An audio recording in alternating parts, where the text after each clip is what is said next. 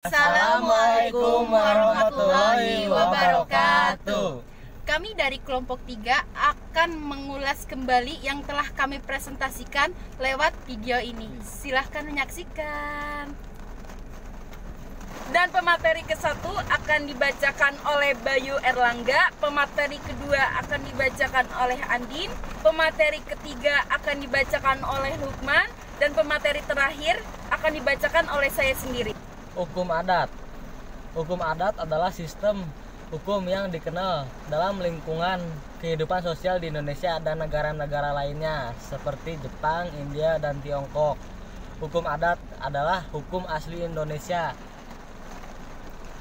Sumbernya adalah peraturan-peraturan hukum yang tidak tertulis, yang tumbuh dan berkembang dan dipertahankan dengan kesadaran hukum masyarakatnya. Karena peraturan-peraturan ini tidak tertulis dan tumbuh berkembang, maka hukum adat memiliki kemampuan menyesuaikan diri dan elastis.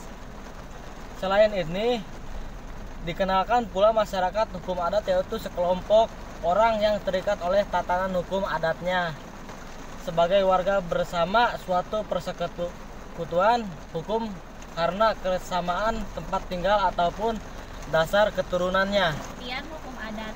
Pengertian Verhaar dalam pidato Dis Natalis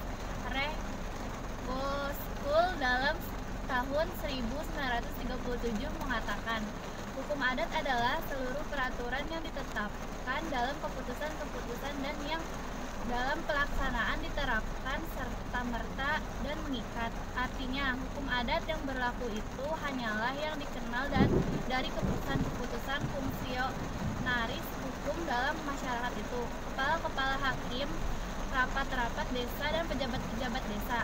Sukanto memberikan pengertian hukum adat hakikatnya merupakan hukum kebiasaan, namun kebiasaan yang mempunyai akibat hukum atau sanksi. Artinya, hukum adat ini merupakan keseluruhan adat yang tidak tertulis dan hidup dalam masyarakat berupa kesusilaan, kebiasaan, dan kelaziman yang mempunyai akibat hukum atau sanksi. Istilah hukum adat. Hukum adat dikemukakan pertama kali oleh Profesor Snoek Voorthuis, seorang ahli sastra timur dari Belanda. Sebelum istilah hukum adat berkembang, dulu dikenal istilah adat recht. Profesor Snoek Voorthuis dalam bukunya The Recht pada tahun 1893 sampai 1894 menyatakan hukum rakyat Indonesia yang tidak lagi dikodifikasi oleh The Recht. Kemudian istilah ini dipergunakan pula oleh Profesor Mr. Cornelius van Vollenhoven, seorang sarjana sastra yang juga sarjana hukum yang pula menjabat sebagai guru besar pada Universitas Leiden di Belanda. Ia memuat istilah adat recht dalam bukunya yang berjudul Adat Recht van Nederland Indie atau Hukum Adat India Belanda pada tahun 1901 sampai 1933.